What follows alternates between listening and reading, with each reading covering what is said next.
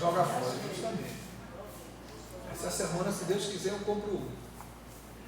Se Deus quiser, em nome de Jesus. Então, meus queridos, examinai, portanto, a vós mesmos, a fim de verificar se estáis realmente na fé. O apóstolo está mostrando que nós precisamos olhar para dentro de nós. Porque, olha, o crente, ele olha mais para fora do que para dentro. Por que ele olha mais para fora? Porque o que está fora chama mais atenção. O que está fora é mais preocupante, quando na verdade a gente deve se preocupar com o que está dentro. Porque o que contamina o homem não é o que entra. Não é o que entra que contamina, mas o que sai. Porque o que sai está o quê? Cheio de toxina, de veneno.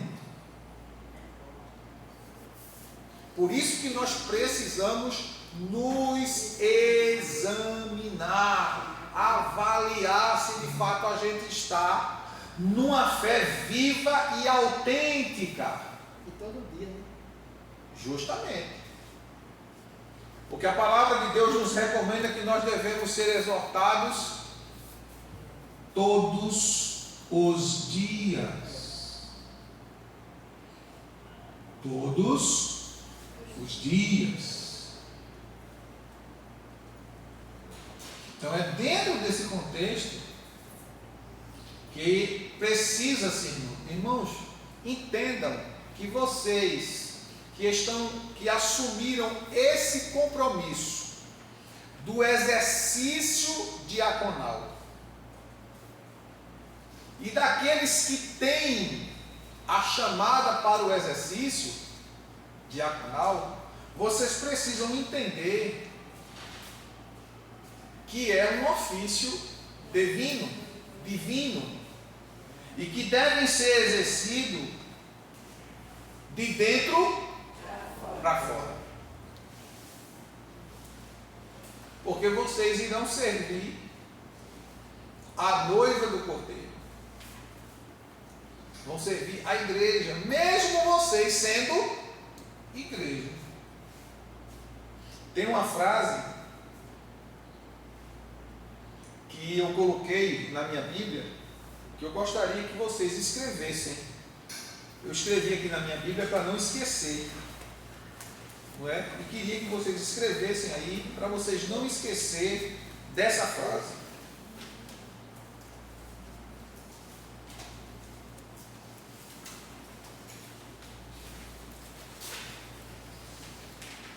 Estão prontos para escrever? Deus concede ministérios especiais a alguns. Eu vou repetir bem devagarzinho. Deus concede ministérios especiais a alguns e trabalho para todos.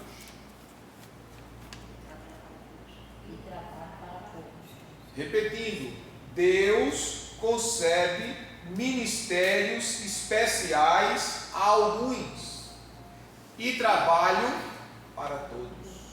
Então, mesmo você sendo igreja, você foi chamado para cuidar da igreja.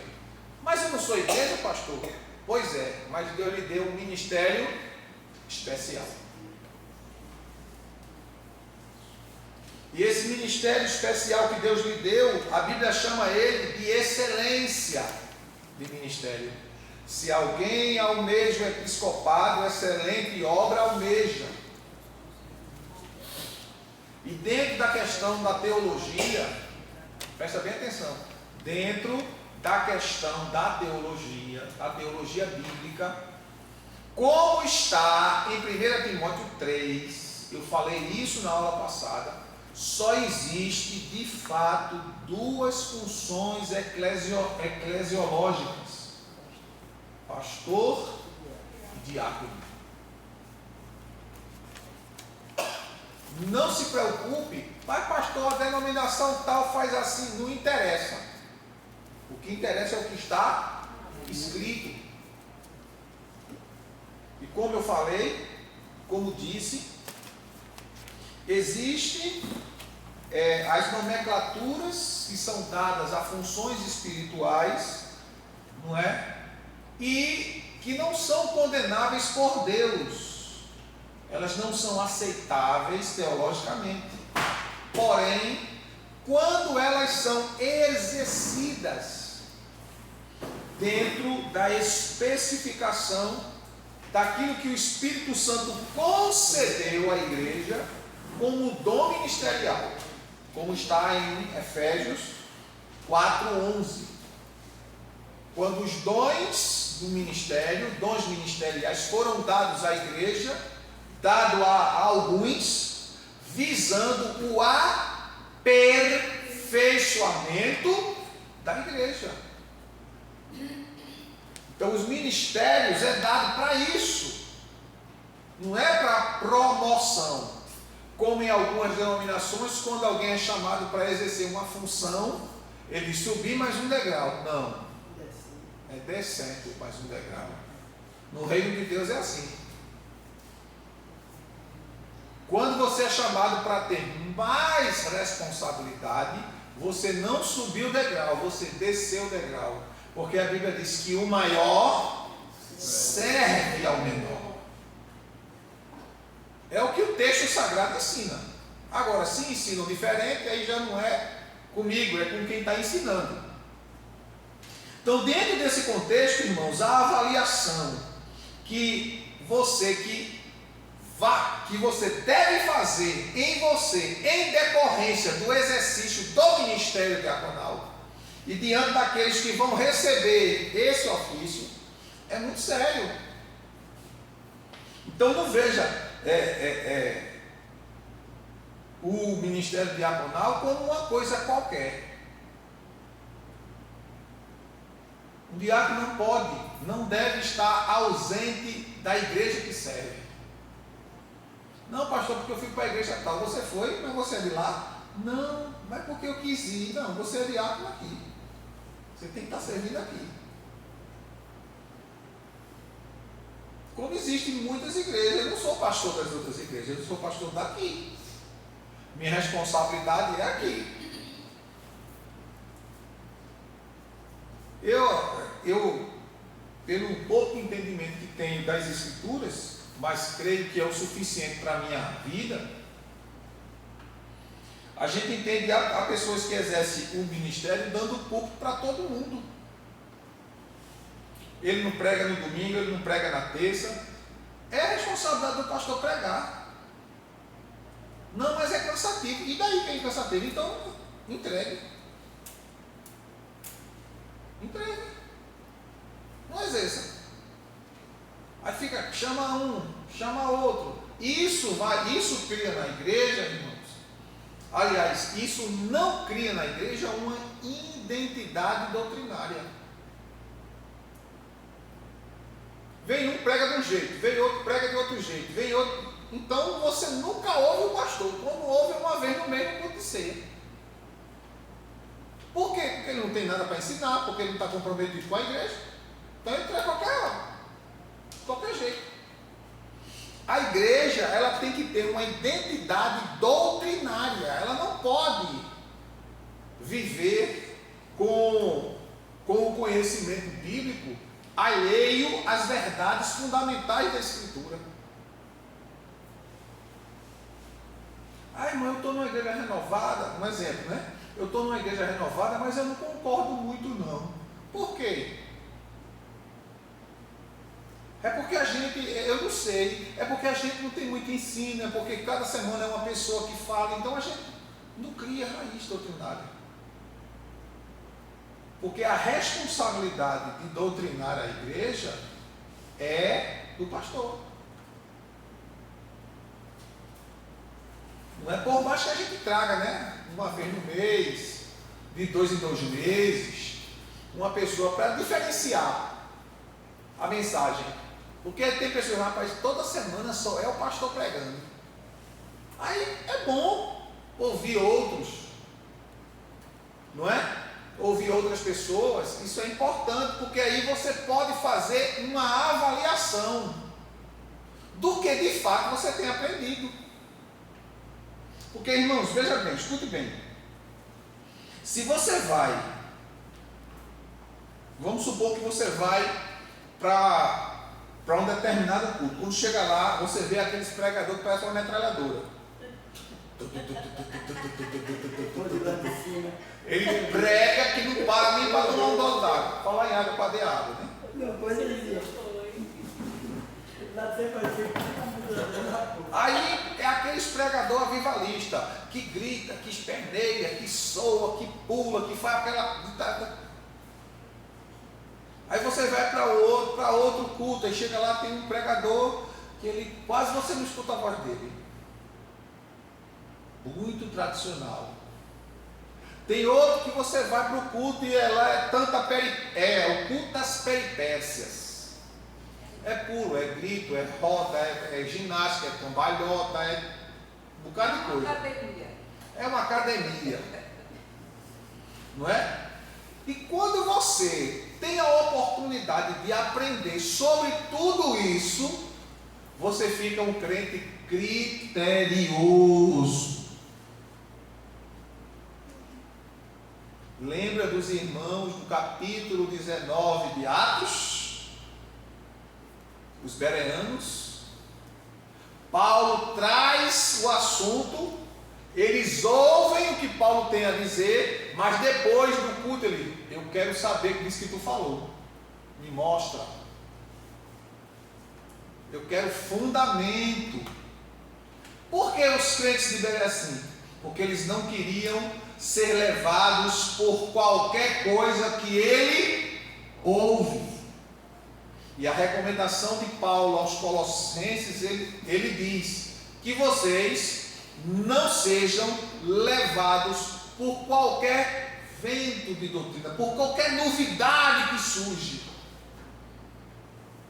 Teve uma época aqui, vamos dizer uns 5 anos atrás, que estava uma epidemia nas igrejas, daqueles grupos que oram e o povo cai. Aí um vinha orar, aí ficava 2 atrás da pessoa. Um segurava e o outro forrava o pano. Lembram disso? Forrava o pano, aí um orava, voltava a cair, aí ele vinha, cobria. E no final de tudo, para que servia a pessoa cair e ficar dormindo deitado no chão? Edificava o quê? Merci beaucoup, s'il vous plaît.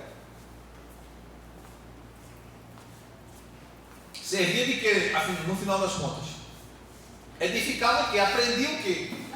Nada. Não tinha cura, não tinha batismo, não tinha uma manifestação do Espírito Santo. A manifestação que tinha era a pessoa se deitar no chão e ficar dormindo. Aí o pessoal foi aquele alarde, foi aquele movimento. Até o irmão falou comigo: pastor, tem um amigo meu que uma igreja dele é uma bênção, e o senhor deixa, traga ele. Era um irmão daqui da nossa igreja, uma pessoa de confiança. E quando trouxe aqui no culto de terça-feira, eu deixei dar o culto de doutrina para dar a oportunidade para mostrar o que veio de fora. Eu botou o povo para dormir. Os que veio com ele ficou dormindo. Olha daqui, graças a Deus, tudo acordado. Então são coisas, irmãos, que a gente precisa, e o diácono, ele precisa estar atento a essas coisas. Atento a essas coisas. Então é por isso que dentro do ofício, do ministério diaconal, não pense que você é inferior a nenhum outro ministério. O seu ministério é tanto quanto importante, quando ele é exercido dentro daquilo que Deus lhe chamou. Que cada um fique na vocação que foi chamado. Glória a Deus. Então, página 4 da nossa apostila.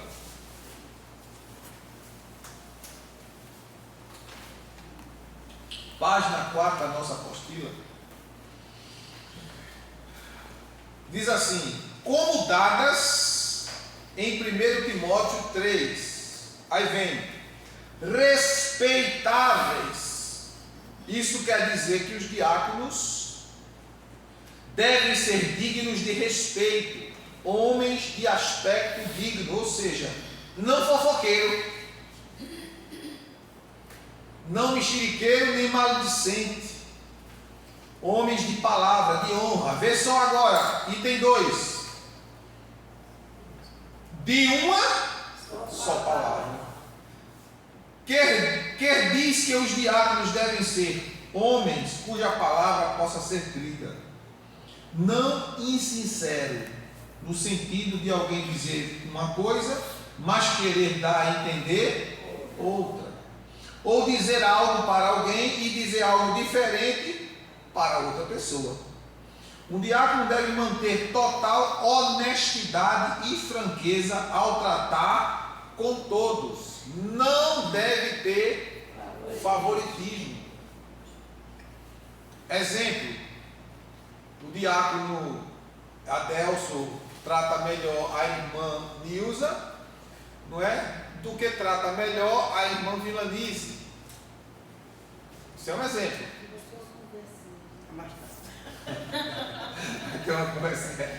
Então, não deve haver distinção. Todos devem ser tratados iguais.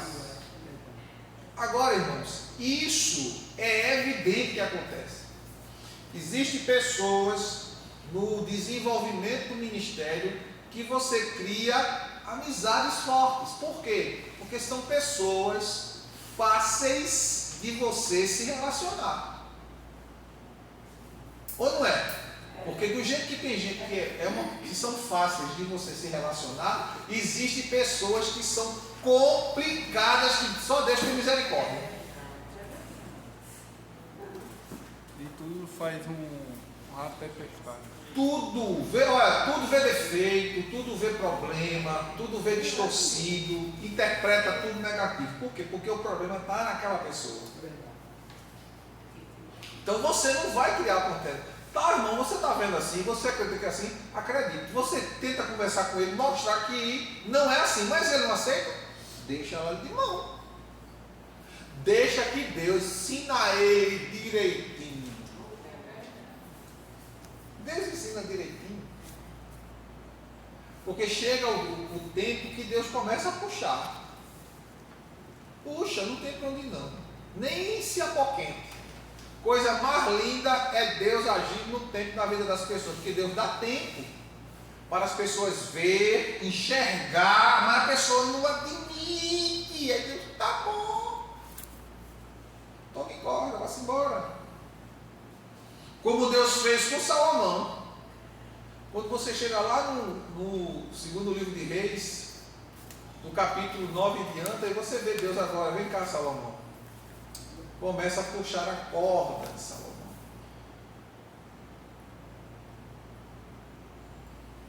E a queda foi grande. Deus avisou? Avisou. Mas Deus deu corda, porque Deus é longânimo. Ele não quer que ninguém se perca, ele quer que se arrependa. Mas a pessoa não enxerga. Por que a pessoa não consegue enxergar o óbvio? Porque o coração daquela pessoa está destemperado, está inclinado para tudo que é negativo. Você diz A, ele entende Z. Você diz B, ele entende V. Nunca entende da forma que você está dizendo, só distorce as coisas. Então, para você exercer o ministério diaconal, muitas vezes você tem que ter nervo de aço. Ou seja, alguém vai falar, vai tentar lhe atingir, vai bater e voltar. Não guarde. Não guarde lixo. Deixe voltar para ele, ou para ela, para quem for. Não guarde. Trate. Não tem essa linguagem. Dê uma de doido. Nem aí. Ó, irmã Helena, a senhora está fazendo tudo errado. E irmão? E como é para fazer? Eu não vou lhe ensinar não, tá certo. Mas você continua fazendo. A senhora continua fazendo errado enquanto o senhor ou a senhora que disse que eu estava errado não vinha fazer, eu vou continuar fazendo do jeito que eu aprendi.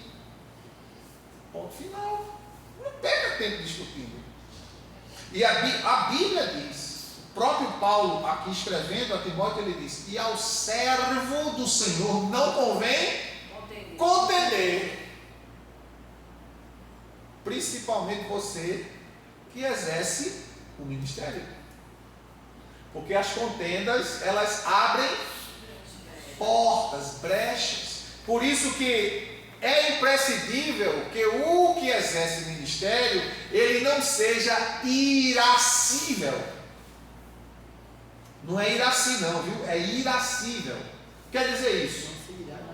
Não se irá com facilidade. Não se ire. Fale o que tiver de falar, faça o que tiver de fazer. Não quer, não quer. A igreja é de quem? É de Jesus. A pessoa é de quem? De Jesus. Deixa Jesus consertar ele. Nossa missão é falar. Porque Deus, ele conserta a igreja pela palavra.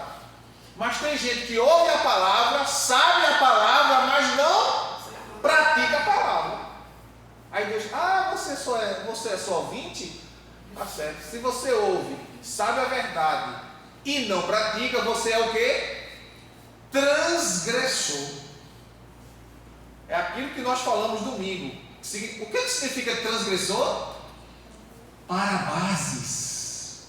Palavra grega para transgressão. Porque tem para pecado é hamartia, para transgressão, parabases, para iniquidade, avon.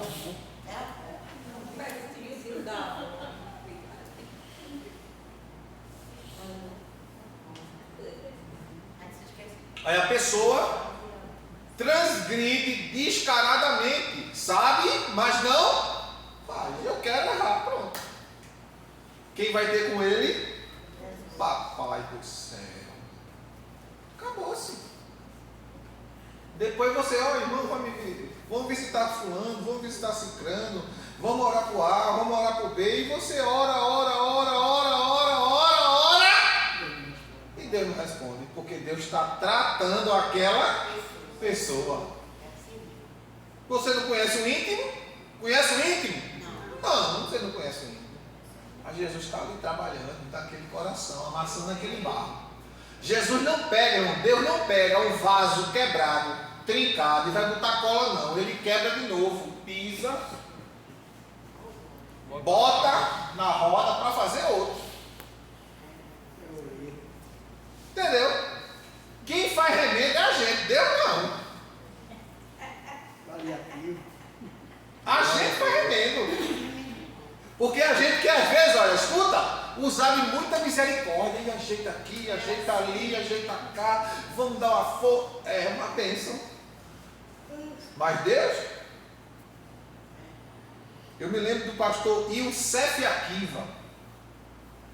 Ele tinha na sua casa, ele já foi para 29 países. E ele disse que em uma das suas viagens ele comprou um vaso. Eu esqueci até o nome do vaso agora. Um vaso muito caro. O nome do vaso era Murano. Vaso caríssimo. E ele disse que um dia da casa dele chegou as visitas, né? Chegou neto, filho, sobrinho, a casa ficou cheia. E ele, meu Deus, ele esqueceu do vaso. Ele esqueceu, ele ficou feliz com a visita dos parentes. Não é? E esqueceu que onde os parentes estavam, inclusive as crianças, estava lá o vaso. Quando ele lembrou do vaso, ele disse, meu vaso. Quando o correio chegou lá, o vaso não estava mais lá. Não estava mais. E todo mundo foi-se embora e passaram-se os dias. E a esposa dele começou a fazer uma faxina na casa. A casa muito grande, ela chegou no cômodo. E quando chegou lá, estava o vaso enrolado num pano. Aí quando ela encontra o vaso, ela grita, aqui, vá, achei o vaso. Aí ele desce correndo. Quando chegou lá, o vaso estava com o pé quebrado. Aí ele disse: eu fui fazer, irmãos, o que todos nós faríamos quando temos um objeto muito caro. E não tem conserto, porque ele não é do Brasil, ele é do exterior. Ele falou o nome do país, eu não me lembro de que país agora. Ele disse, né? E eu fui, peguei a melhor cola, uma cola caríssima, tal, e peguei, encaixei bem direitinho, colei, e ficou que quem olhava não via, mas eu sabia que estava quebrado. Aí ele disse: Deus não faz isso não, irmão.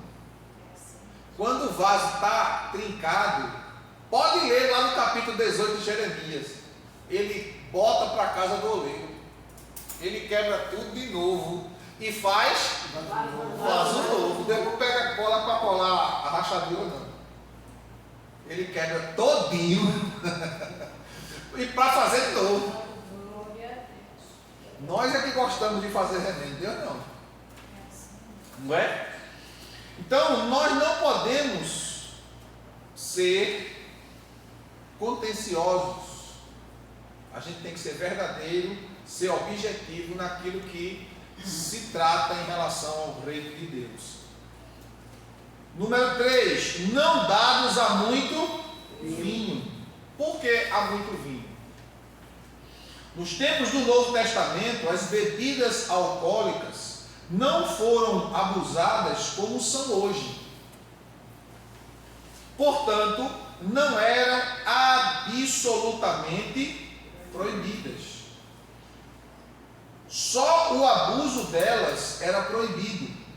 Mas hoje elas têm sido sujeitas a um tal abuso que é bom a todos os crentes, especialmente pastores e diáconos, abster-se totalmente mesmo do vinho, exceto para fins médicos ou sagrados, ou seja, por recomendação clínica ou médica, né? Porque existem tratamentos, principalmente do coração, que há uma necessidade de você tomar uma pequena dose do vinho para desobstrução das coronárias. Então, o médico vai dizer a quantidade certa e o horário de se tomar e como tomar. Por exemplo, vou citar aqui um exemplo bem simples que eu ouvi o médico falando. As pessoas chegam em casa com sede, né? Como elas tomam água?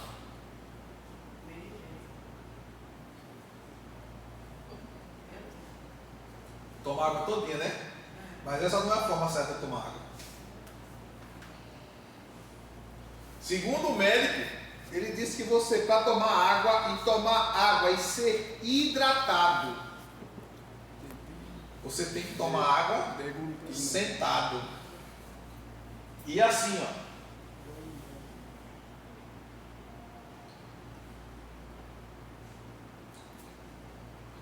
Deixando a água descer lentamente para hidratar todos os órgãos. Observe que quem toma água de uma vez, não dá 10 minutos, ele já vai no banheiro. Porque a água não fez o caminho que deveria fazer da forma correta. Por isso ele disse que tem que tomar água sentado, de gole em gole. Mas a pessoa chega com sede, está desesperado, emboca o copo quando vira a garrafa. Piorou. Aí o médico explicou, disse por quê? Porque quando você toma água de gole em gole, você vai lubrificar todos os órgãos do seu corpo. E quando você toma ela direto, ela desce direto, passa muito rápido. Primeiro, porque você levanta o copo. Terceiro, você está em pé. Então, a pressão que vem de cima, que vai descer, é o quê? Maior ou menor? Maior. Aí, passa direto. vai direto para o sistema digestivo, passa direto para o rim, faz a filtragem muito mal feita, enche a bexiga e vai para o sanitário urinar. Minha avó está internada com um tumor na bexiga. Por quê? Não quer tomar água, 97 anos. Eu não sinto sede. Mas você não só toma água quando sente sede, você toma água porque o corpo precisa da água. Vocês estão entendendo? Então a necessidade, irmãos, de termos o conhecimento disso. Quando o apóstolo Paulo diz, não dados a muito vinho, não era que era proibido beber, porque o vinho antigamente era bebido como uma coisa natural do dia a dia, porém tinha critérios para se beber. É tanto que o texto é não dados a muito vinho. Se não era muito, era o quê? Pouco. Nós temos no Brasil, de manhã você se levanta, a sua refeição é o quê? Como se chama? Café da manhã. Mas por que o brasileiro literalmente toma café? Com exceção de Juninho, que não toma, né? Mas eu acredito que todos aqui tomam. Não toma café. Não gosta de café. Pronto, 2, almoço 2. Mas às vezes a maioria toma café. Lá do outro lado do mundo chama de jejum. Porque eles não usam café. Na maioria da Europa, de manhã é cerveja, principalmente na Alemanha. Vocês estão entendendo? Isso é uma questão agora de quê? Cultura. Lá é a cerveja, que é uma coisa normal deles.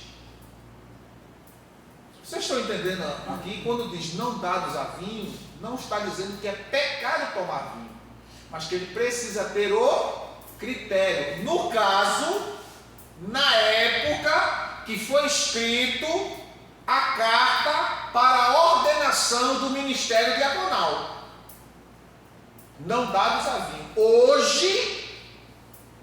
Hoje na atualidade,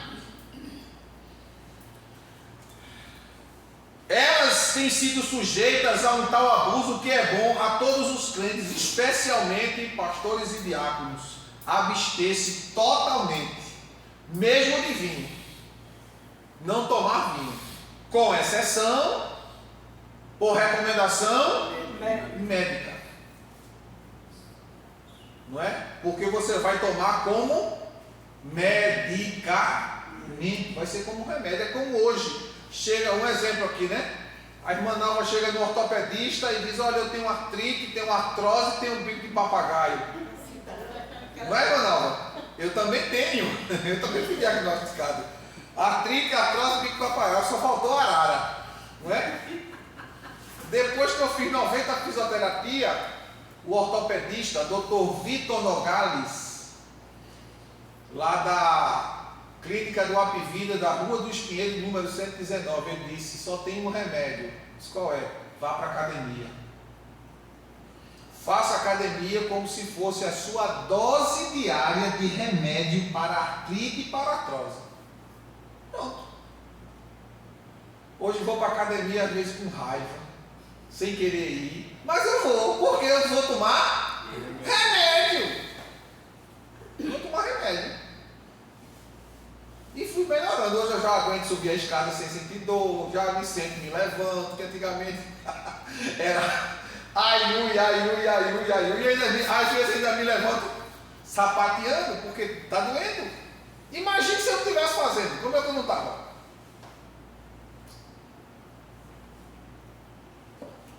Tem coisas que a gente precisa fazer, não porque gostamos, viu?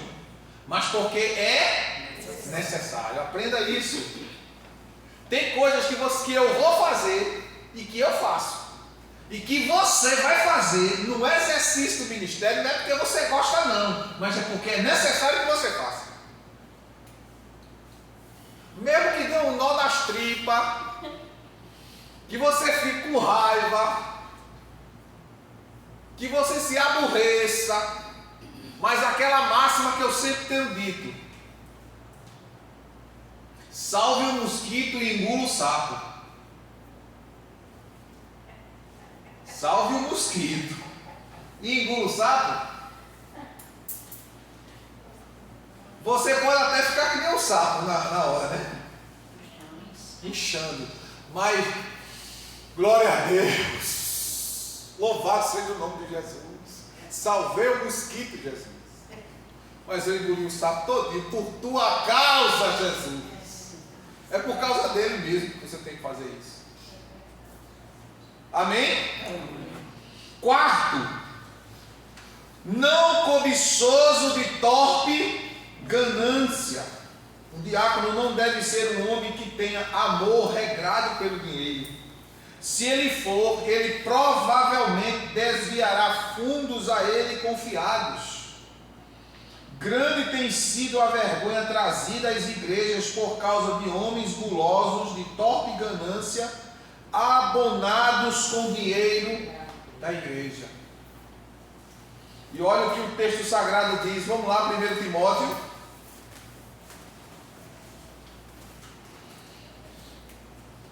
Capítulo 6, verso 9 e 10.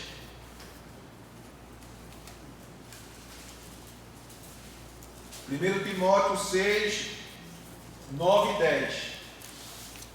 No entanto, os que ambicionam ficar ricos caem em tentação, em armadilha e em muitas vontades loucas e nocivas, que atolam muitas pessoas na ruína e na completa desgraça.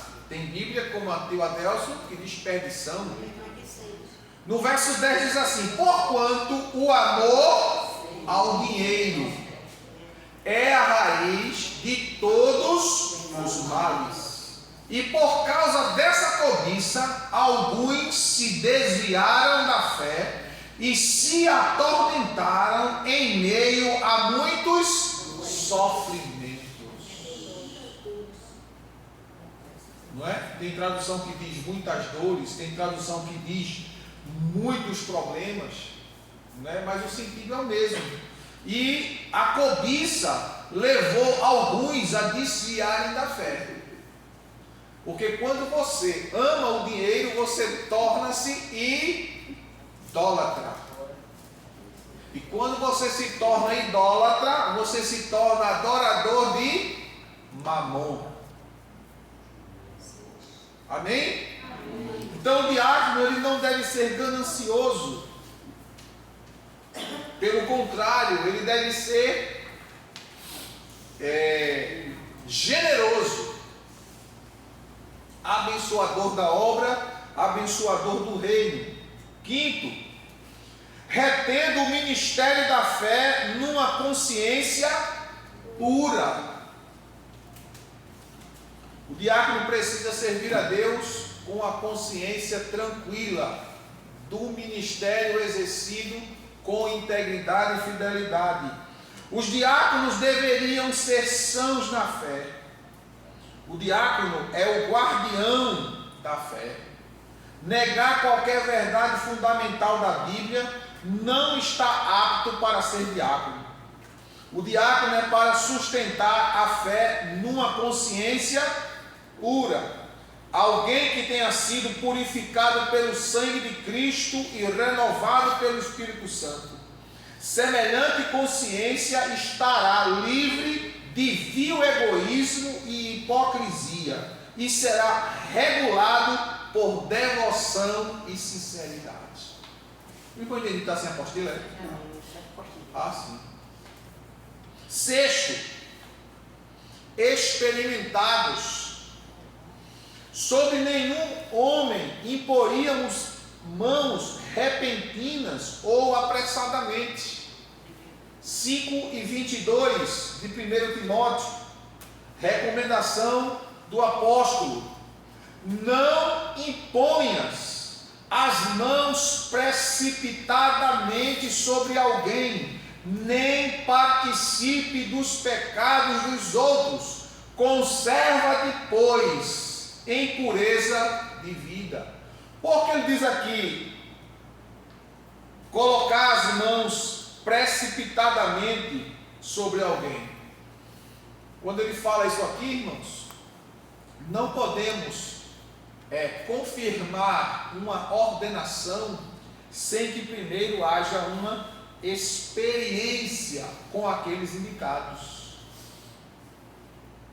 Eles precisam ser aprovados durante o período probatório da observação pelos diáconos antigos, pela igreja e por fim pelo pastor, para que posteriormente ele possa receber a unção de forma definitiva e exercer o seu diaconato de forma digna. Um diácono não deveria ser um noviço. Você sabe o que é um noviço? Novo na fé. Não deve ser um noviço ouvindo de afresco a fé, que quer dizer a mesma coisa. Não deveríamos eleger homens como diáconos só para honrá-los, nem por serem influentes ou ricos, mas somente quando se provaram na posse de qualificações escriturísticas. Irmão, eu vi tanto isso. Vamos indicar o irmão fulano para o diaconato porque ele é rico. Já vi muito isso. Porque ele vive bem. E a pessoa não tinha condições nem de ser o porteiro, quanto mais o diácono. Só pelo dinheiro. Justamente. O que eu vi no meu crescimento na fé, que hoje de manhã eu dizia a Miguel, disse a Miguel, né? Quando nós começamos a seguir a Cristo, irmãos, todos nós temos dúvidas e temos lutas espirituais que surgem para que a gente naufrague na fé. Porque as dúvidas, se não trabalhadas, a gente naufraga na fé. E eu disse assim para Miguel: Miguel, tu estás pensando que na minha vida eu não tinha dúvidas? Eu não tinha perguntas, eu não tinha questionamentos? Tinha. Aí ele, pastor, quando a gente olha para o senhor, não dá nem para imaginar que o senhor tinha dúvida de alguma coisa. Tem. Ele disse, como o senhor fazia? Eu disse, Miguel, toda vez que as dúvidas surgiam, eu orava. E Deus dizia, lembra do que eu fiz? Então, quando via dúvidas sobre qualquer coisa, eu lembrava da atuação de Deus na minha vida, das experiências que Ele trouxe.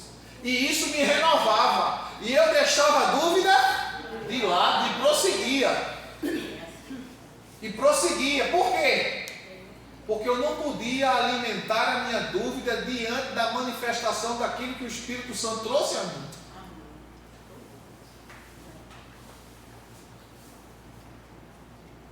Um exemplo, quando Jesus me batizou com o Espírito Santo, alguns disseram, rapaz, Deus não batiza ninguém com o Espírito Santo desse jeito. Quando Jesus me batizou com o Espírito Santo, irmãos, em uma quinta-feira, culto de doutrina, eu estava no culto de doutrina, como eu sentava sempre na frente, primeiro banco da frente. E eu no primeiro banco da frente, e ali Jesus me batizou com o Espírito Santo, e eu não falava línguas, eu dava tiro. Eu falo baixo, né? Como vocês estão vendo. E Deus me tomava e eu ficava que nem a Albertina, dando aqueles tiros. E eu, meu Deus. E alguém chegou e disse, rapaz, isso não é batismo com o Espírito Santo, não. Isso aqui que está sendo gravado, alguém posteriormente vai ouvir, não é? Vocês vão ouvir e os que não são da IBMA vão ouvir, vão descontar. Eu não estou preocupado com isso, não é? E eu disse, meu Deus, e as pessoas, não, isso não é batismo com o Espírito Santo, não, Silvio. E Deus vai dar tiro em ninguém, Deus não está dando tiro em ninguém, não, menino. Cada um tem um jeito de Deus batizar. E eu fiquei naquela tristeza, naquela dúvida. E aí, toda a juventude teve um compromisso da semana seguinte e nós viajamos toda o Madal, né? Viajamos para outra igreja para ter um encontro de Umadais. E quando chegamos lá, a dirigente disse: todo mundo está no joelho, vamos todo mundo orar. Culto hoje vai ser oração. No final, no decorrer da oração, a gente vai ver o que é que o Espírito Santo vai dizer para a gente fazer. Aí dobrei o joelho e comecei a orar: Jesus, tu me batizasse com o Espírito Santo mesmo, Jesus? Isso aqui, e aquela dúvida diante das coisas que estava ouvindo, né? Menino. Ai, glória a Deus. E Deus ali derramou, irmão, a cachoeira de poder. Mas eu falei tanta língua, foi tiro, foi língua, variedade de língua, foi todo de que tinha um irmão sentado na minha frente. A unção foi tão grande que o irmão deu um pulo, um susto, olhando para trás. E Deus enchendo, acabou-se. Até hoje. Glória a Deus. Não é? Mas vem, aí eu fui contando, relatando isso para Miguel, hoje pela manhã, conversando, uma conversa rápida assim. Porque as dúvidas vão surgir, mas a sua experiência com Deus tem que falar mais alto na sua vida.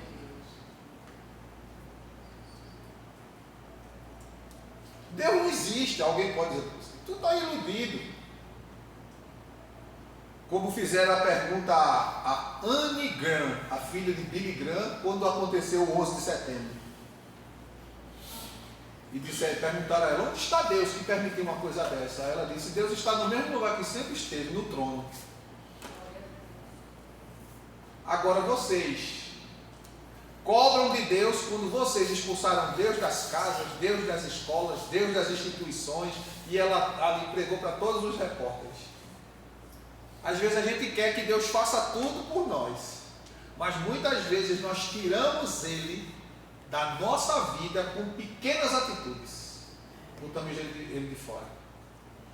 Por isso que a recomendação bíblica é: lembra onde caíste, arrepende-te e volta ao teu primeiro amor. Porque tem muitos, já tem tempo de crente, como eu esse ano faço 40 anos de crente, já tem muito tempo de crente, não precisa aprender mais nada. Agora que eu estou aprendendo, irmãos, agora que eu estou aprendendo. O tempo de crente não qualifica eu para ser salvo, mas eu tenho que todo dia estar renovado pelo Espírito Santo. Glória a Deus. Porque eu tenho que ser crente hoje, do mesmo jeito, quando o primeiro dia, quando eu me converti. Graças a Deus que a chama nunca baixou. Nunca fiquei com esse: eu acho que eu vou desistir, Jesus.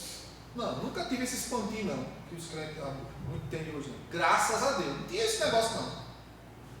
Teve tristeza? Tive. Olha, tristeza, dificuldade, privação, muitas aflições, muitas mesmo.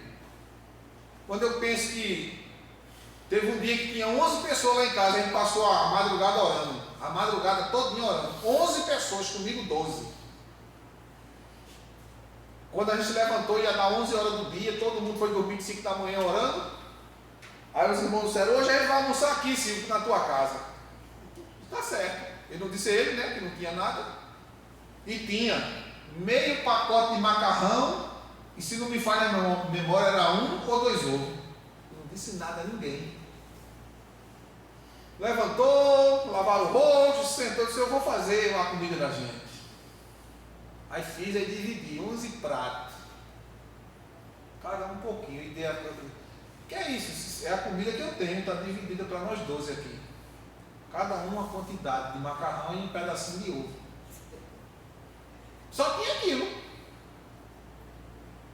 E eles ficaram olhando para mim aqui e disse: mas Silvio, isso aqui não dá não. Eu digo: eu sei que não dá, isso aí não dá nem para mim comer. Mas nós não passamos a noite aqui orando, nós 12?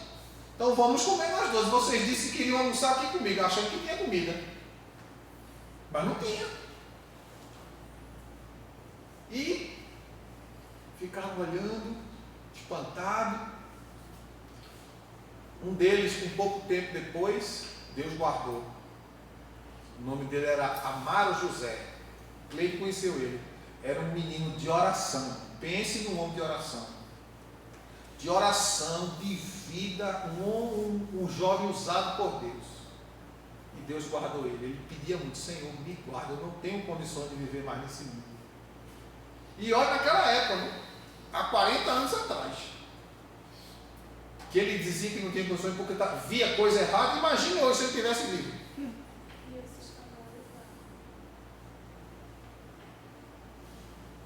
E ele pedia: Senhor, me guarde, porque eu não tenho condições de ver o que eu estou vendo. Era um jovem de uma vida de santidade mesmo. Era um menino que, quando dobrava o joelho, meu Deus do céu, não dava 10 minutos não. Você via o fogo, a labareda por cima dele, e Deus usando ele, tomando ele, falando para a igreja. Então, tenho 40 anos de fé, mas isso não significa nada se eu não chegar até o fim. Tu, porém, vai até o fim, porque é melhor o fim das coisas do que o começo delas. Então, na questão do exercício, meus irmãos, aqueles que vão ser indicados ao diaconato precisam ser experimentados para exercer, para que exerçam com qualidade, experiência, testemunhado por alguém. Um diácono não deveria ser nocivo ou vindo de fresco, não é? De um afresco na fé. Não deveríamos eleger homens como diáconos só para honrá-los, nem por serem influentes ou ricos, mas somente quando se provaram na posse de qualificações escriturísticas. Tem que ter as qualidades indicadas nas escrituras. Não pode ser qualquer um, não pode ser um nécio, não pode ser um noviço ou uma pessoa nova, extremamente nova na fé. Não indicar alguém porque tem influência, porque tem condições financeiras. Riqueza e influência não significa que é chamado. Quando tem os dois juntos, ô glória. Mas quando não tem, opta-se para quem de fato tem o chamado divino para o exercício do ministério diaconal. Que eles sejam maridos de uma mulher e governe bem seus filhos e sua própria casa. Eita, irmão, coisa difícil, viu? Um diácono deve ter uma só esposa viva. Claro, né? Está morta, não é mais esposa, né? Por que vivo, irmãos? Porque assim, dentro do contexto, ele não deveria ter mais de uma, não é? E quando tornasse viúvo, poderia contrair novamente o matrimônio, não é? Deve ter filhos em sujeição. Uma das maiores necessidades práticas desse tempo é um reavivamento da autoridade paterna dos velhos tempos, que é o que tem se perdido das casas, por causa dos movimentos feministas introduzidos no meio da igreja.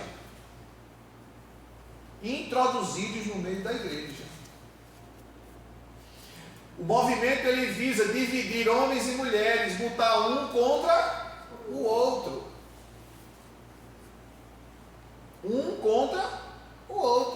Isso é um fato. E tirar, irmãos, a autoridade do homem.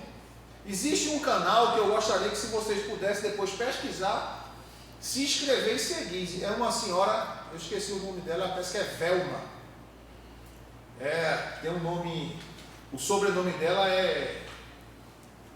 não é brasileiro, evidentemente, né? Ela é descendente de alguém que veio de fora. É Velma não sei o que, o nome do canal é Criados para Governar. Você pode se inscrever e assistir. Essa mulher, ela é uma educadora religiosa, terapeuta. E nesse canal ela só ela traz vários assuntos. Ela coloca os vídeos, os fatos e depois ela traz os seus comentários.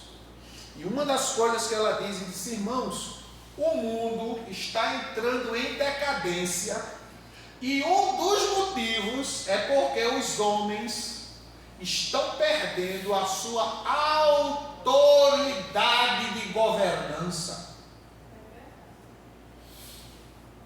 Por causa de quê? Dos movimentos feministas introduzidos no meio evangélico, com sentimentos nocivos, sendo ensinado sem fundamento da Escritura, tirando a autoridade da Bíblia e colocando seus sentimentalismos nos ensinos que têm sido passados no meio da igreja. E isso tira a autoridade pastoral, tira a autoridade do diácono, tira a autoridade eclesiástica no funcionamento e desenvolvimento da igreja. Porque vão se prender a sentimentos e não a fatos, a realidade da palavra. Recentemente um pastor foi expulso da igreja porque as mulheres fizeram um movimento na igreja para que ele fosse excluído da igreja por causa da posição bíblica que ele tinha. Como a líder das mulheres era de esquerda, fazia parte da ideologia feminista, ela conseguiu mobilizar a igreja todinha para que o pastor fosse excluído da igreja, porque ele pregava a doutrina bíblica que confrontava isso. Resultado, a igreja entrou em colapso. Por isso, irmãos, é importante que isso aqui seja validado, principalmente para os jovens, como é o caso de Juninho, que ainda não é casado, mas vai casar. Não é? Flávio, que ainda não é casado, mas vai casar. Em nome de Jesus, eu quero fazer casamento aqui, apresentar menino, não quero fazer inteiro. Às vezes a gente tem que fazer porque é necessário, né? Mas eu gosto de fazer casamento e apresentar menino, né? Glória a Deus. Agora pensou, pastor. Como é? Agora pensou. Pensou? Tenha certeza que a bênção vai chegar, Flávio, em nome de Jesus. Eu creio. Como é? Como é, Tiago? Pessoal, foi Tiago. Em nome de Jesus. Então, uma das coisas que tem acontecido, irmãos, é a extinção da autoridade masculina. E quando eu falo de autoridade, eu não estou falando aqui de opressão, não. Exercer a autoridade não é oprimir, mas é impor o que de fato é certo.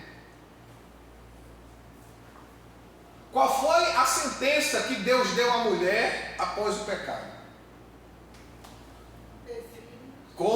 Você vai ter filhos com dores. E o que mais? Não. Verso 16 do capítulo 3 do livro do Gênesis. O teu desejo será para o teu marido e ele te governará. Por que Deus trouxe essa sentença para a mulher? Porque lá antes do pecado, Eva não estava sujeita às ordens do homem, que era Adão. Se ela estivesse sujeita às ordens de Adão, ela não parava para ouvir Satanás, ela ouvia o marido, não ouvia o marido. O marido estava fazendo o quê? Estava trabalhando, e ela deveria estar onde? Com ele, mas ela não estava. Aí quando você dá uma palavra dessa dentro da igreja hoje, é motivo de escândalo. Isso é machismo. Isso é patriarcal. Isso é opressão. Não, irmão, isso é bíblico. É bíblico. Não tem como fugir isso. Quem deu a sentença foi o pastor Silvio? Quem foi que deu? Deus. E eu vou brigar com Deus? É o que a Escritura diz. Olha, tu tivesse, Eva, 60 filhos, não sentisse nada, mas a partir de agora tu vai sentir? Tu era livre, vivia à vontade, Adão te dava todo o direito.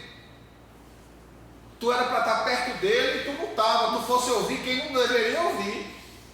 Por que tu não estava perto do teu marido? Ah, Deus. Conjecturando aqui. Já estava abusada de estar perto daquele homem. Foi? Pois a partir de hoje, Eva, por causa do teu pecado, ele é que vai te governar. Tu não tem mais vontade. A tua vontade é a vontade dele.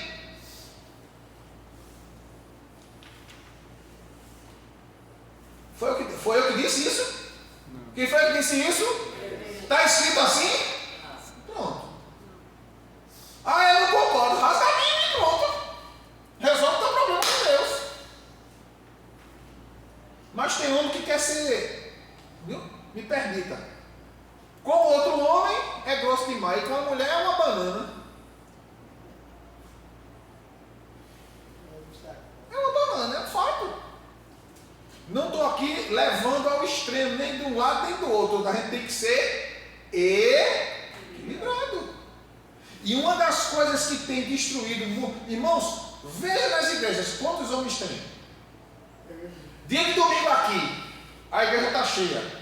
Está todos os membros aqui. Mulher. Tem 20 homens. Conta aí quantos homens dá. 20 homens. 20 homens. Mas sempre foi 80 assim. mulheres. O resto é mulher. Sem mulheres. Sempre foi assim. Mais mulher do que homem, né? Entendeu? Não sempre foi assim não. Porque na época que eu me converti, Não, aqui na IBEA. aqui. Mas lá tinha muita mulher? Tinha, mas tinha muito homem também. Vocês estão entendendo? Muito homem. Hoje você chega na igreja, você, por exemplo, aqui, 1, 2, 3, 4, 5, 6 homens. Não, comigo eu não conto, né? Eu Não, eu não conto porque eu posso dizer que pastor não é homem, né? Conta essa parte. Não é? No caso eu aqui, voto de Minerva. Mas veja quantas mulheres. Aqui tem 2, 3, 4, 5, 6 homens. Quantas mulheres? 3, 5, 8, 9. 2 a mais. Agora bota de domingo aqui. Vem o grupo de homens cantar. Verdade. Vem o grupo das mulheres cantar. Isso aqui lota. O dos homens fica aqui. 4, 5 gato pingado. É assim ou não é? É? Festa do ministério feminino. A igreja lota. Festa do ministério masculino. Um lado só da igreja lota. E olhe lá. E aí só eles porque as mulheres vêm ajudar os homens. Ou não é? Fato. A gente precisa, com a Bíblia, com a palavra de Deus, mostrar isso. Irmãos, isso não é uma questão que o homem seja melhor ou superior à mulher, não. É uma questão de quem chegou primeiro, quem veio primeiro, quem recebeu a herança. Pastor, isso está na Bíblia? Bora ver se está. 1 Timóteo. A gente tem que conferir se está na Bíblia.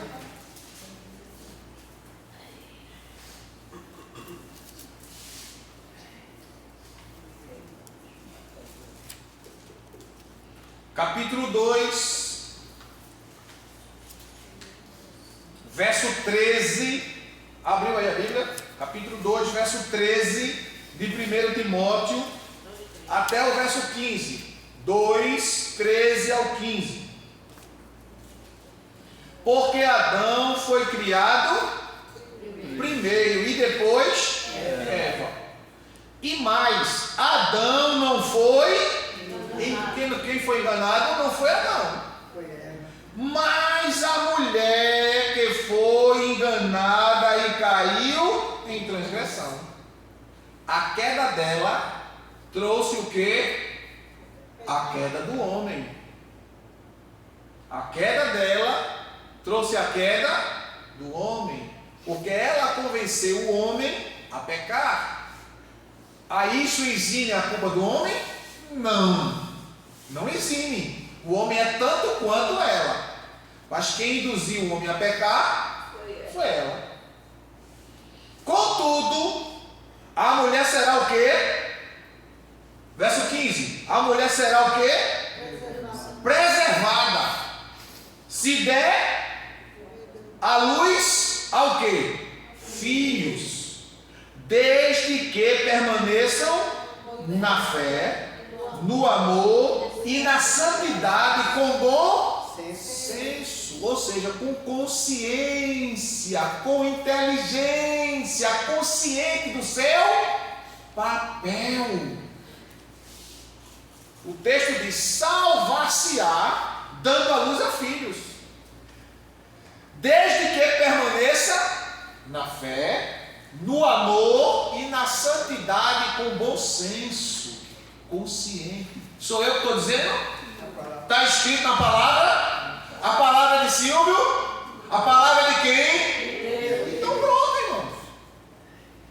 Estou aumentando alguma coisa? Estou diminuindo alguma coisa? Não, está escrito. Como é que a gente vai brigar com Deus? Não, Deus, eu não aceito. Vai lá brigar com ele. Se tu ganhar, tu me. Se tu ganhar, né? Porque se tu nem vivo volta. Nem vivo volta. É assim mesmo. Irmãos, mandaram buscar Elias. Acabe disse: chamou um capitão, vai com 50 homens e traz Elias aqui. Quando chegaram diante de Elias, disse: desce e vamos com a gente. Homem de Deus. Elias disse: eu sou homem de Deus, que caia fogo do céu, consuma tu e os teus 50.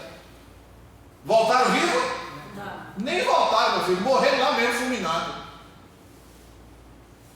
Homem, a Bíblia diz que Elias era homem sujeito às mesmas paixões, e orou e fogo caiu do céu. Orou e Deus fez chover. Quanto mais eu vou brigar com Deus? Não, porque a Bíblia é machista, meu irmão. A Bíblia é a palavra de Deus, não tem erro. Aí o que é que acontece? Os homens cedem, a mulher fala uma careta. É para ela não ficar com raiva, eu não vou fazer nada. Fique. Quer ficar com raiva? Fique. Quem está fazendo mal é você mesmo. Aí cede. Aí depois quer tomar a rédea, não toma mais.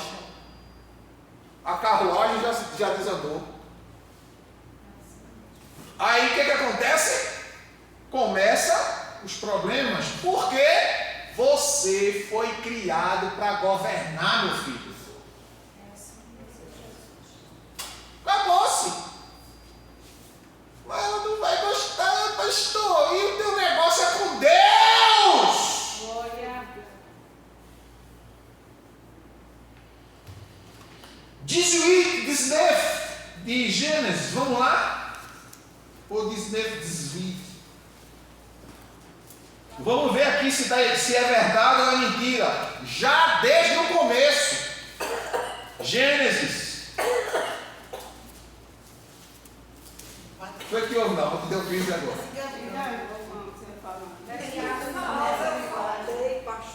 Ô, cadê Jesus? Vou dizer, viu?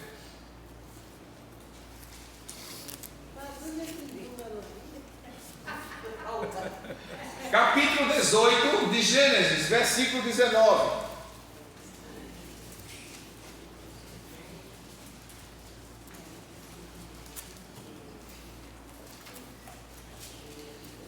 Acharam Gênesis 18, 19, diz assim: porquanto, vamos começar no 18 para entender melhor. Abraão será o pai de uma nação grande e poderosa, e por intermédio dele as nações da terra serão benditas. Porquanto eu o escolhi. Quem está dizendo que escolheu ele? Deus. Agora, por que Deus escolheu? Para que instrua seus filhos e todos os seus descendentes acerca de conservarem-se no caminho do Senhor, praticando o que é justo e direito, a fim de que o Senhor faça vir sobre Abraão tudo quanto tenho lhe prometido. Aí Deus diz: olha, eu escolhi para que instrua seus filhos. Instruir aqui significa colocar ordem. Ordem. Ah, pastor, mas ela não aceita. Problema dela. Tu tem que fazer o que tem que ser feito. Ponto final. Mas pastor, ela vai pedir o divórcio. Deixa ela pedir. Vai na paz. Deus quer isso? Não. Mas a pessoa escolheu? Não vai com Deus, meu filho. A Bíblia diz assim: quer não. Deus te abençoe. Mas não negocie aquilo que Deus colocou na sua mão. O governo está na sua mão. Então, quando eu digo aqui a você que quem tem que pregar na igreja é o pastor, é porque Deus colocou o governo da igreja na mão do pastor. Não é ficar terceirizando a palavra para ninguém, não.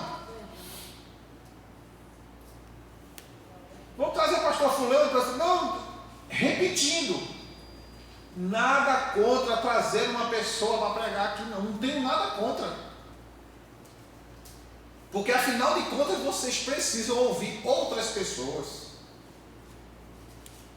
Para que vocês analisem. Porque vocês têm que analisar. Vocês têm que pesar.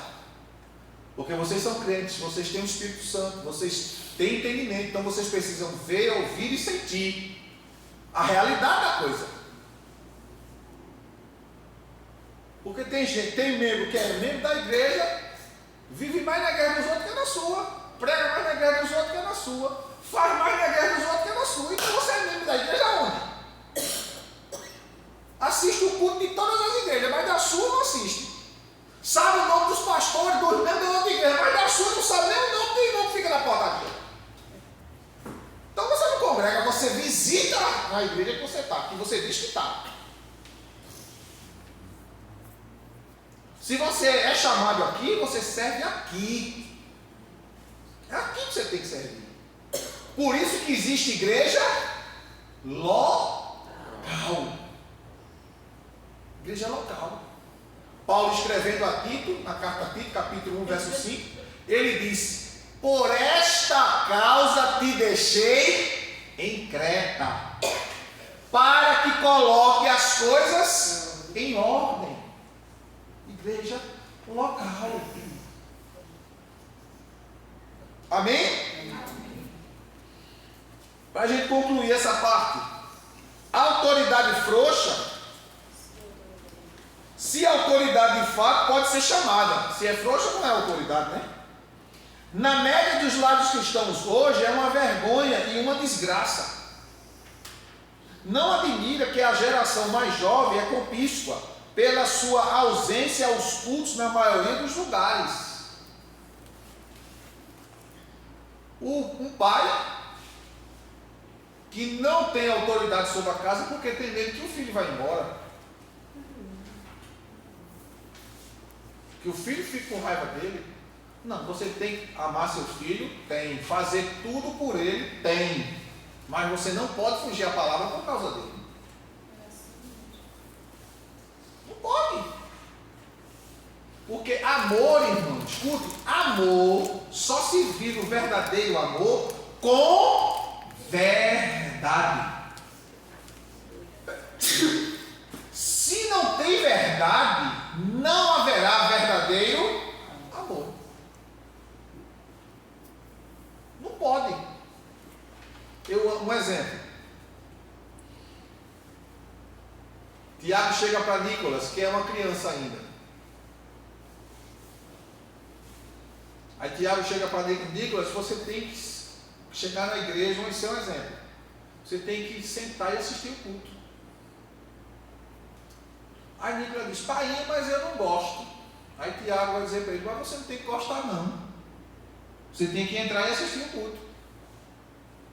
Quando você crescer, que tiver seu dinheiro, seu trabalho, puder na sua casa, você faz o que você quiser.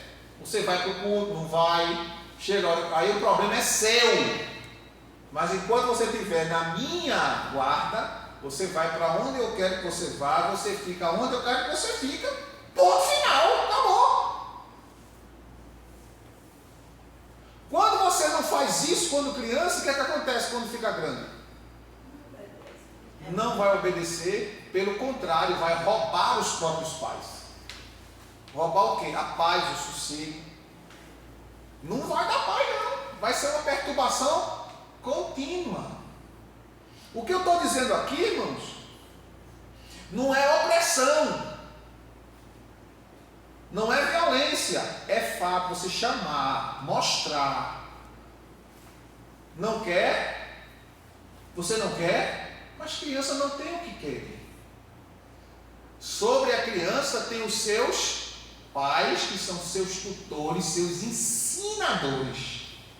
É tanto que o texto sagrado aqui de Timóteo diz que ele deve ter os seus filhos debaixo do exercício da autoridade, obedientes, exemplo, que é uma coisa difícil. Lembra quando Deus disse a Ezequias: põe a tua casa em ordem, senão morrerás. Você acha que a oração de Ezequias foi como? Deus, o que eu estou fazendo de errado? Se Ezequias de fato tivesse fazendo alguma coisa errada, Deus tinha mudado a sentença dele? Não, porque ele voltou e orou. Senhor, eu ensino, Senhor, eu mostro, Senhor, eu dou a ordem, mas eu não posso espancar minha mulher nem espancar meu filho para obrigar ele a obedecer, não. Deus disse a Isaías: volta e dá aula, diz ele que ele vai viver mais 15 anos.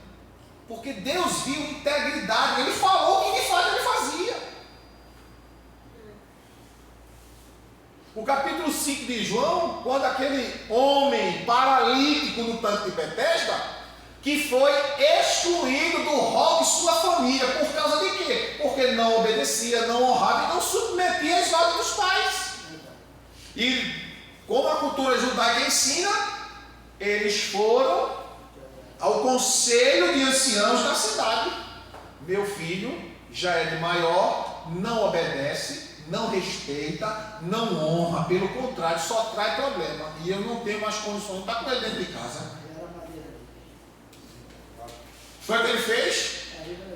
O conselho de anciãos ouviu as testemunhas, ele teve que sair de casa. Saindo de casa, foi viver da forma que ele queria. O que ele ganhou? Uma paralisia no corpo. Consequência de quê? Dos seus pecados, da sua desobediência. Deus foi misericordioso, porque viu nele, depois do que aconteceu, ele desenvolveu o quê? Paciência. Deus foi lá e disse: pela tua paciência, vou te curar hoje. Curou. Mas se a gente for trocar isso em miúdos, em detalhes, que não dá para fazer isso agora, é uma história longa. Mas hoje a gente quer passar a mão, a gente ama, irmãos. Quantas vezes eu tive que bater nesse aí e depois eu ia chorar? Na outra do mesmo jeito.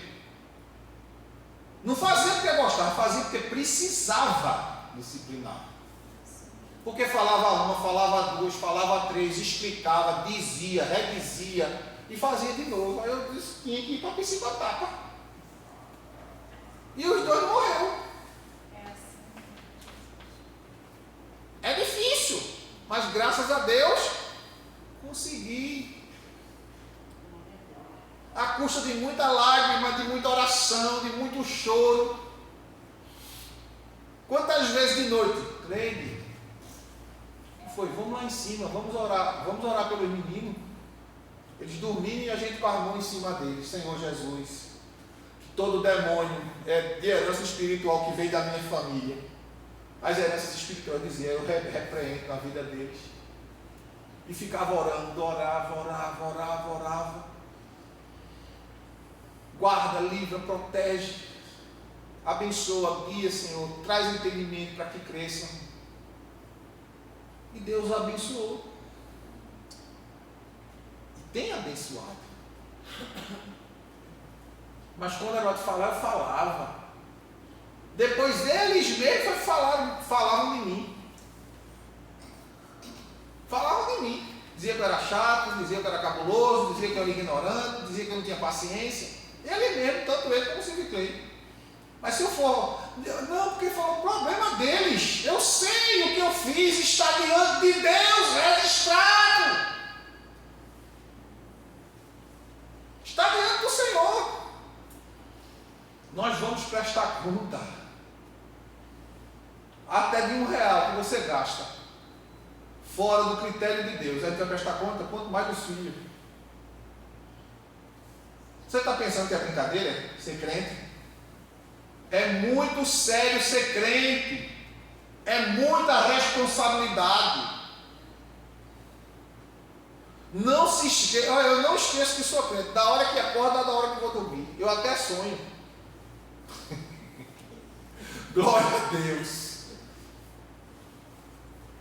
Nosso Deus é misericordioso, longano, compassivo, tardio em irar-se, mas ao culpado não terá por inocente.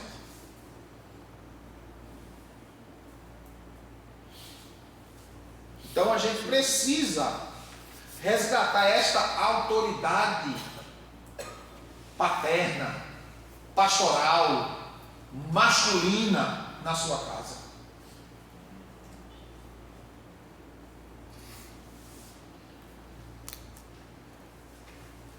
São criados a ter seu próprio caminho e não segundo o seu próprio caminho de ir à igreja.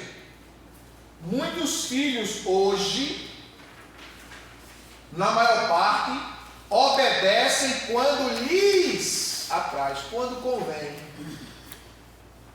Olha, se tu fizer, eu te dou. Aos pais, como ensino hoje aos filhos. Se tu fizer isso, eu te dou. Se tu passar no final do ano, eu te dou uma bicicleta. Se tu passar não, é tua obrigação passar. Porque o teu futuro depende daquilo que tu aprender aqui. Mas o pai fica aduando. Não, se tu passar, eu vou te dar uma bicicleta, um celular novo, um relógio novo, vou comprar uma moto, vou te dar um carro. Não! Ele tem que ter a consciência. Você está investindo, dando o melhor para ele. Então, quando você pega seu filho e coloca numa escola cara, você não está gastando com ele, você está investindo na vida dele, para que ele no futuro seja melhor do que você. Porque o objetivo dos pais é isso, que os filhos sejam melhores do que ele. Como eu, esse daí não vai passar pelo que eu passei. Esse aí não vai precisar trabalhar vendendo jornal na rua, saindo de 3 horas da manhã de casa, gritando pelo meio da rua, Diário, Comércio e Folha, para ganhar 5 centavos no jornal. Quando eu ganhava R$5 no dia, era festa em casa. R$5. Ele recém-nascido.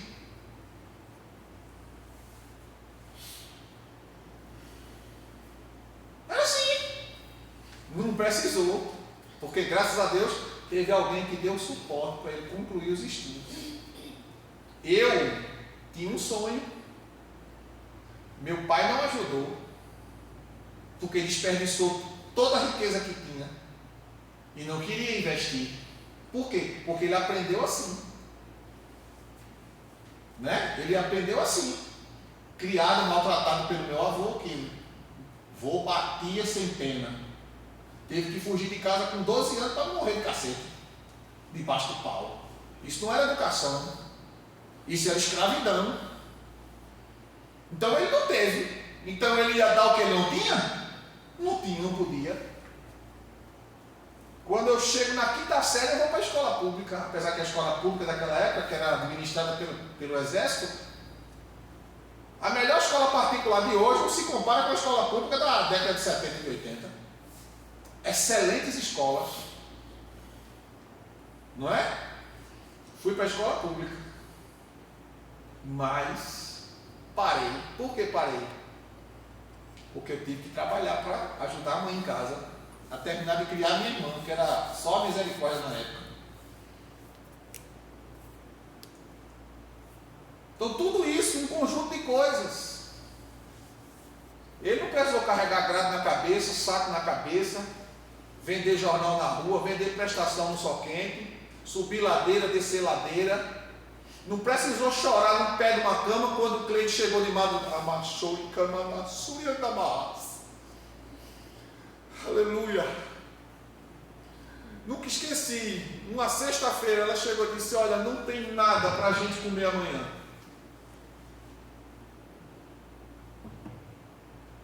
E eu disse: não tenho o que fazer. Mãos atadas. Dobrei o joelho, fui orar. Disse: Deus, eu não tenho nada. Eu não tenho recurso, eu não tenho onde buscar. O que eu vou fazer? Amanheceu o sábado, estava no tanque do lavar-roupa fazendo a barra. Para um carro na porta de casa. Bateu palma e disse: aqui que mora Silvio? Eu disse: sou eu. Ele disse: mandaram lhe entregar.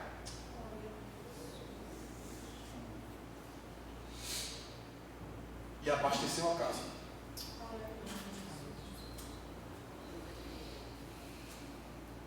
Ele não vai ter isso para passar. Até hoje, né?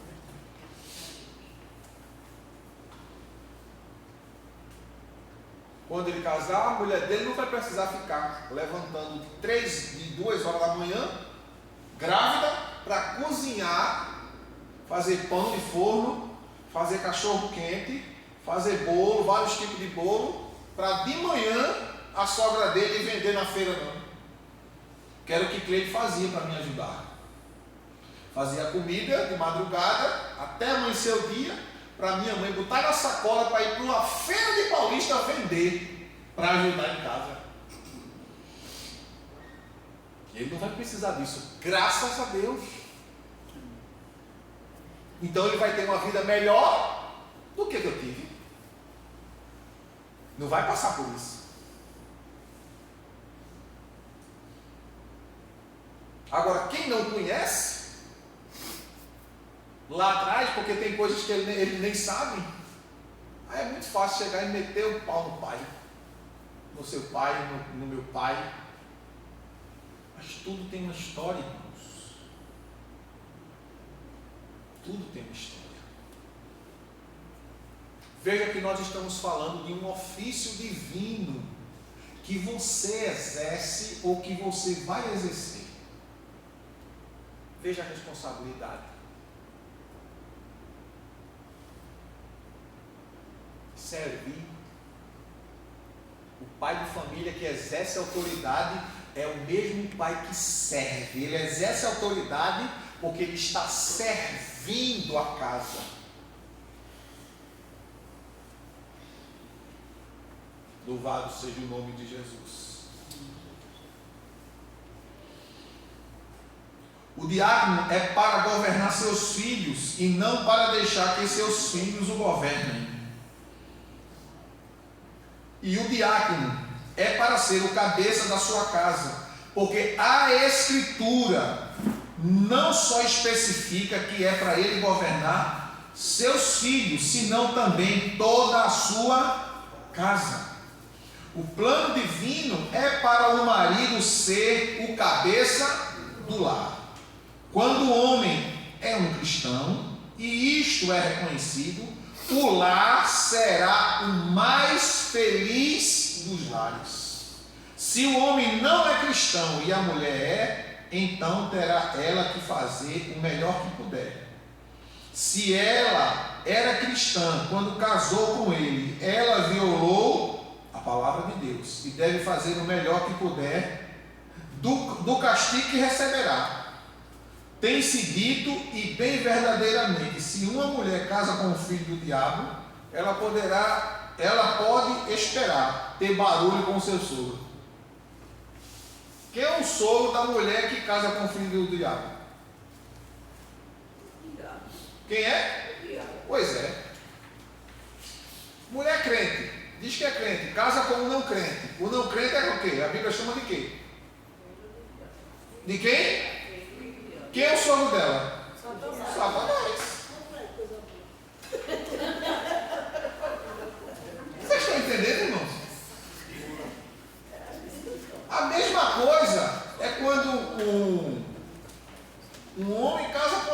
que não serve a Deus.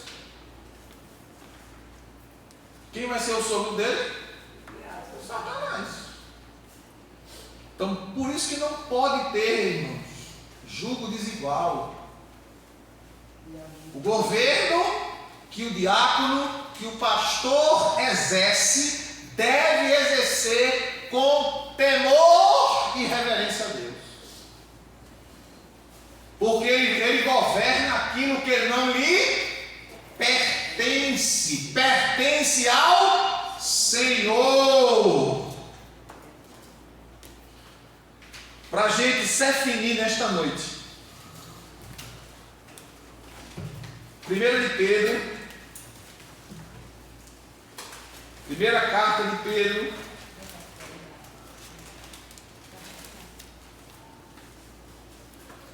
capítulo 5, 1 de Pedro.